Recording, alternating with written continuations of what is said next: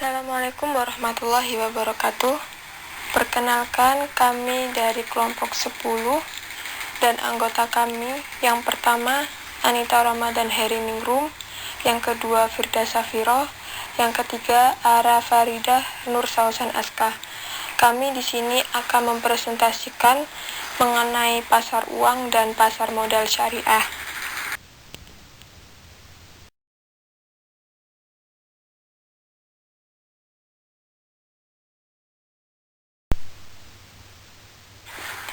Apa yang dimaksud dengan pasar uang syariah?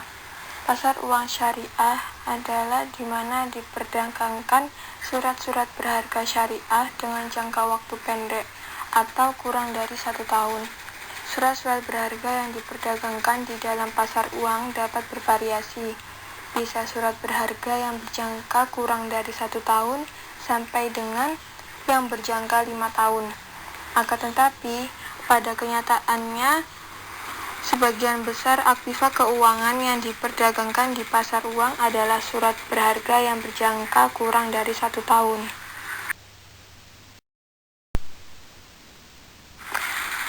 Dasar hukum pasar uang syariah dalam Al-Quran. Pertama, hai orang-orang yang beriman, tunaikanlah akad-akad itu. Al-Quran Surat Al-Ma'idah ayat 1. Kedua, Allah telah menghalalkan jual beli dan mengharamkan riba. Al-Quran Surat Al-Baqarah ayat 275. Sedangkan dasar hukum pasar uang syariah dalam hadis, Rasulullah Shallallahu Alaihi Wasallam melarang jual beli yang mengandung gharar. Hadis Nabi riwayat Muslim, Al-Tirmizi, Al-Nasai, Abu Daud, dan Ibnu Majah dari Abu Hurairah. Akad pasar uang antar bank berdasarkan prinsip syariah. Mudarabah, musyarakah, qard, wadiah, al-saf. Sertifikat investasi mudarabah antar bank atau sertifikat IMA. Pelaku transaksi sertifikat IMA adalah: pertama, bank syariah sebagai pemilik atau penerima dana. Kedua, bank konvensional hanya sebagai pemilik dana.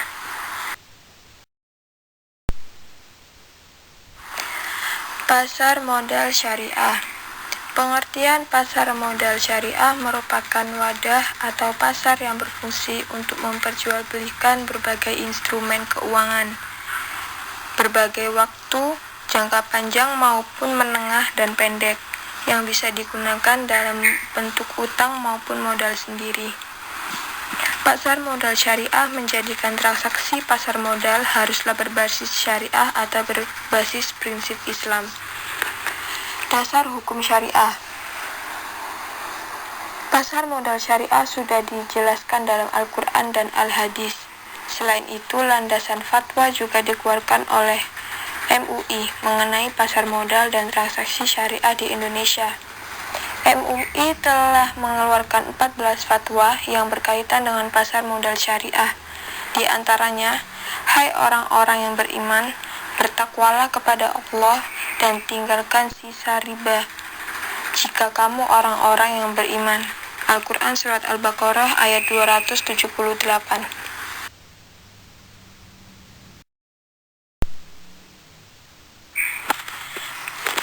Tindakan dalam transaksi efek yang tidak sesuai prinsip syariah. 1. Tadlis. Tindakan yang menyembunyikan informasi oleh penjual untuk mengelabui pembeli. 2. Taghrir. Upaya mempengaruhi orang lain, baik ucapan maupun perilaku yang mengandung kebohongan. Najisi. Penawaran palsu. Ikhtiar. Menimbun barang yang sangat dibutuhkan dengan tujuan menjual kembali dengan harga mahal. Risisi. Tindakan penjual yang memaparkan keunggulan suatu produknya namun menyembunyikan kecacatannya. Gab fahishi. Ketidakseimbangan antara dua barang yang dipertukarkan dalam suatu akad. Bai al-ma'dun. Jual beli yang objeknya mabi tidak ada pada saat akad. Bai al-maksyuf.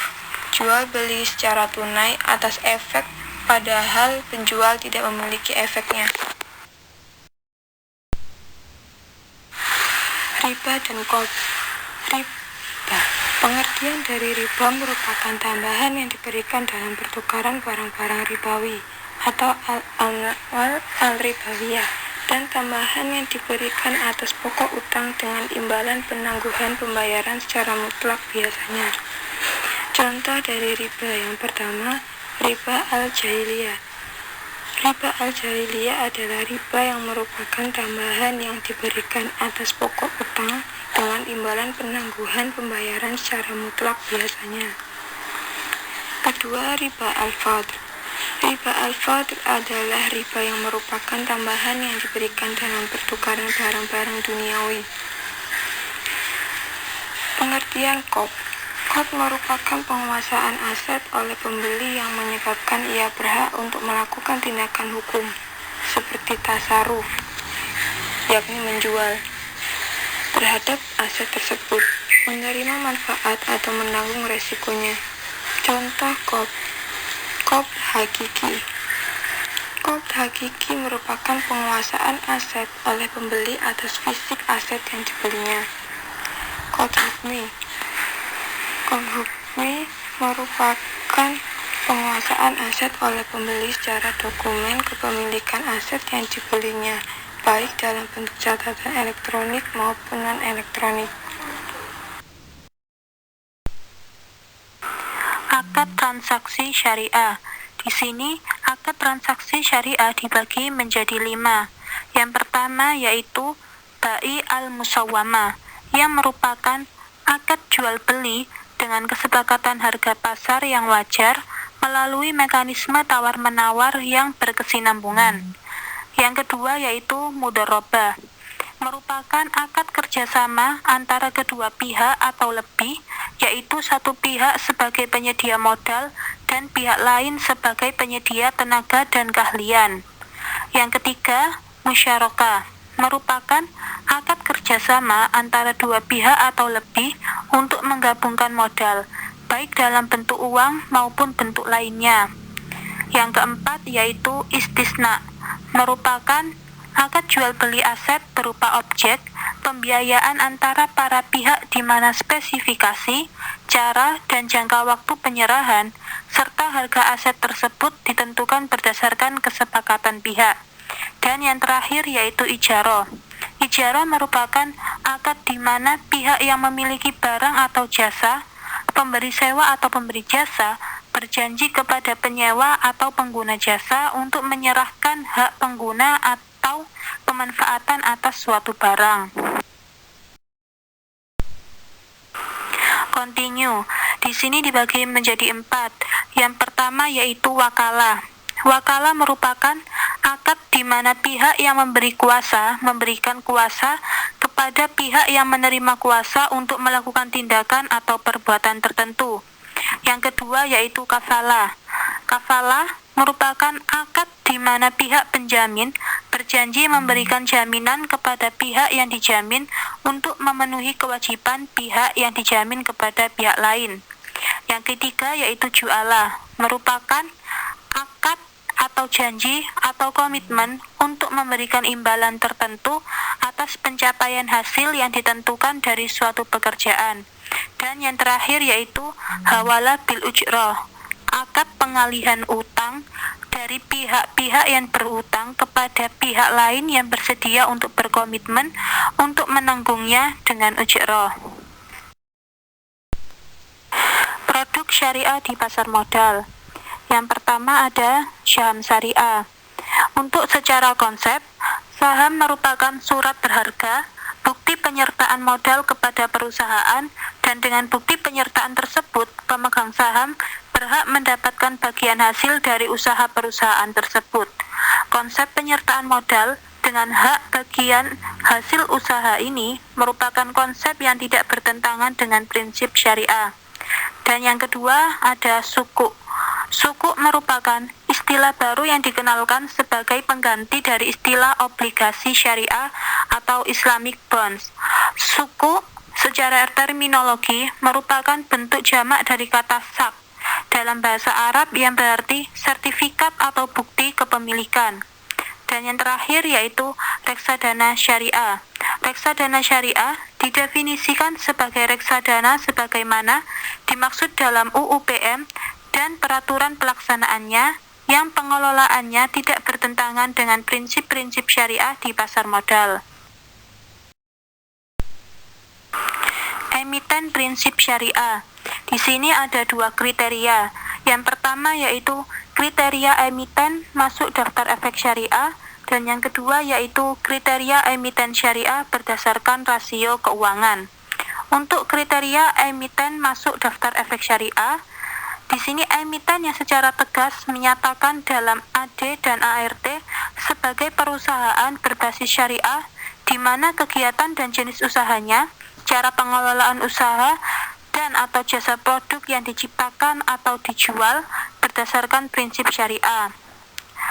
Dan yang kedua yaitu emiten yang tidak menyatakan secara tegas sebagai perusahaan berbasis syariah, tapi tidak melakukan kegiatan usaha yang bertentangan dengan prinsip syariah. Untuk kriteria yang kedua, kriteria emiten syariah berdasarkan rasio keuangan. Di sini, rasio total utang yang berbasis bunga atau ribawi dibandingkan dengan total aset melebihi dari 45%. Dan rasio pendapatan bunga dan pendapatan tidak halal lainnya bila dibandingkan dengan total pendapatan usaha atau revenue perusahaan lebih dari 10%. Kegiatan pasar modal menurut syariah. Kegiatan di pasar modal syariah berkaitan dengan perdagangan surat berharga atau efek syariah yang telah ditawarkan kepada masyarakat dalam bentuk penyertaan kepemilikan saham atau penerbitan obligasi syariah. Pasar modal syariah tidak mengenal kegiatan perdagangan semacam short selling, beli atau jual dalam waktu yang sangat singkat untuk mendapatkan keuntungan antara selisih jual dan beli. Efek syariah merupakan efek sebagaimana dimaksud dalam peraturan perundang-undangan di bidang pasar modal yang akad pengelolaan perusahaan, cara penerbitannya memenuhi prinsip-prinsip syariah. Usaha syariah, obligasi syariah. Terdapat 3 karakteristik. Yang pertama yaitu obligasi syariah menekankan pendapat investasi bukan berdasar kepada tingkat bunga atau kupon yang telah ditentukan sebelumnya. Karakteristik yang kedua yaitu sistem pengawasannya selain diawasi oleh pihak wali amanat, maka mekanisme obligasi syariah juga diawasi oleh Dewan Pengawas Syariah atau di bawah Majelis Ulama Indonesia. Karakteristik yang ketiga yaitu jenis industri yang dikelola oleh emiten serta hasil pendapat perusahaan penerbit obligasi harus terhindar dari unsur non-halal. Fatwa Dewan Syariah Nasional atau DSN nomor 32 garing DSN strip MUI garing 9 garing 2002. Obligasi syariah adalah suatu surat berharga jangka panjang berdasarkan prinsip syariah yang dikeluarkan emiten kepada pemegang obligasi syariah yang mewajibkan emiten untuk membayar pendapat kepada pemegang obligasi syariah berupa bagi hasil atau margin atau fee serta membayar kembali dana obligasi pada saat jatuh tempo. Mekanisme pasar modal syariah. Ada transaksi di pasar perdana, yaitu bagi investor yang ingin membeli saham di pasar perdana haruslah menggunakan pertimbangan-pertimbangan yang bersumber dari kondisi perusahaan yang mengeluarkan efek tersebut bagi investor muslim. Tentu lebih didorong untuk memilih emiten yang telah terdaftar dalam listing JII atau Jakarta Islamic Index sebagai instrumen keuangan syariah. Kemudian ada transaksi di pasar sekunder. Mekanisme perdagangan efek di bursa efek hanya dapat dilakukan oleh anggota bursa efek. Perdagangan efek di bursa efek dilakukan melalui perantara perdagangan efek dan pedagang efek yang merupakan anggota bursa efek. Indeks harga saham. Ada 6 indeks harga saham, yaitu indeks individual. Indeks individual merupakan indeks masing-masing saham yang tercatat di BEI.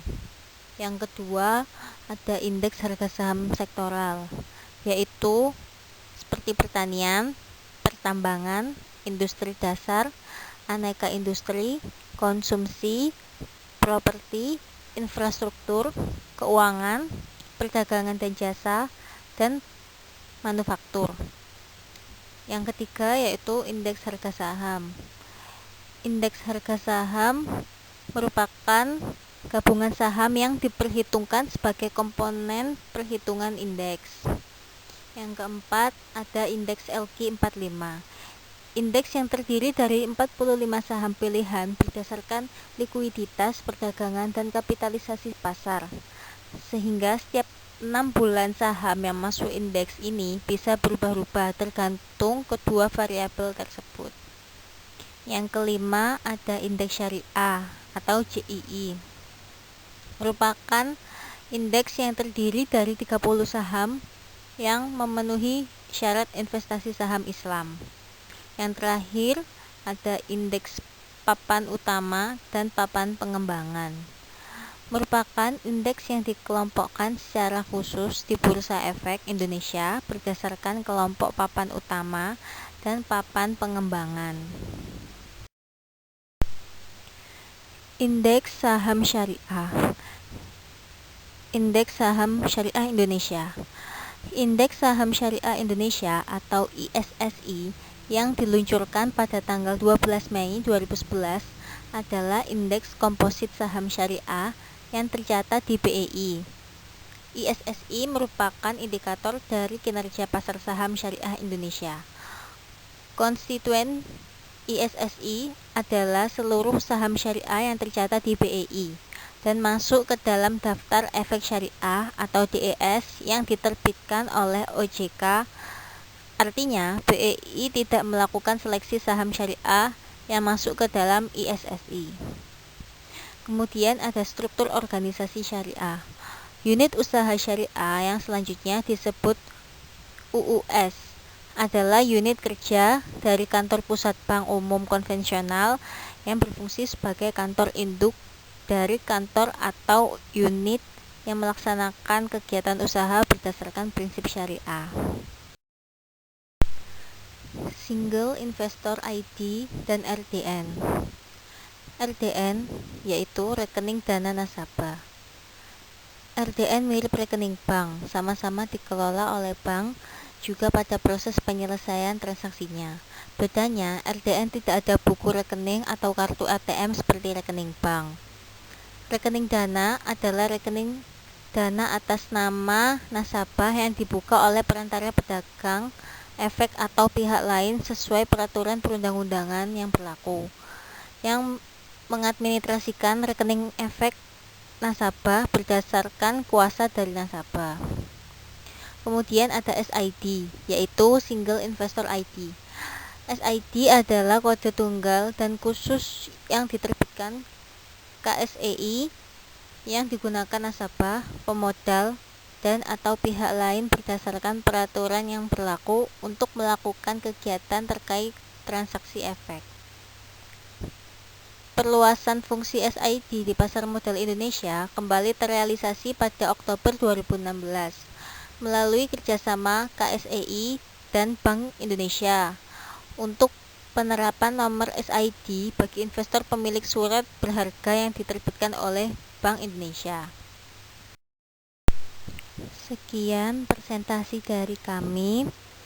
Apabila ada salah kata kami mohon maaf. Wassalamualaikum warahmatullahi wabarakatuh.